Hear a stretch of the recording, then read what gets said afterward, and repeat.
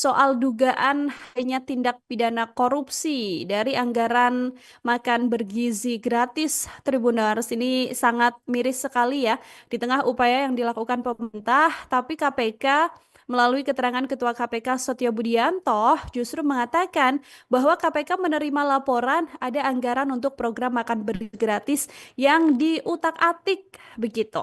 Setio mengatakan besaran anggaran yang ditetapkan pemerintah pusat semakin sedikit ketika sampai ke daerah, sehingga dampaknya adalah ke kualitas makanan itu sendiri. Hal ini disampaikan oleh Setio dalam pertemuan dengan Kepala Badan Gizi Nasional, Dadan Hindayana, dan jajarannya di Gedung Merah Putih KPK Jakarta. Setio memastikan KPK ikut mengawasi program MBG melalui kedetian monitoring begitu ya, Tribuners ya. Yang mana dari laporan yang kemudian diterima bahwa anggaran 10.000 yang harusnya digelontorkan oleh pemerintah untuk anak-anak begitu ya, hanya diterima Rp8.000 saja ketika masuk ke daerah-daerah tertentu. Sehingga Rp2.000-nya kemana begitu kan? Apakah Rp2.000 ini kemudian terpotong dan ada dugaan korupsi di baliknya? Ini kemudian diselidiki oleh KPK itu sendiri, Tribuners.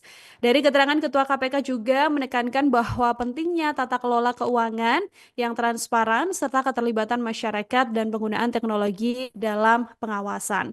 Dalam kesempatan yang sama ini, Dadan juga meminta pengawasan dari KPK mengingat lembaganya mengelola anggaran sebesar Rp70 triliun pada 2025 bahkan bisa bertambah menjadi Rp100 triliun.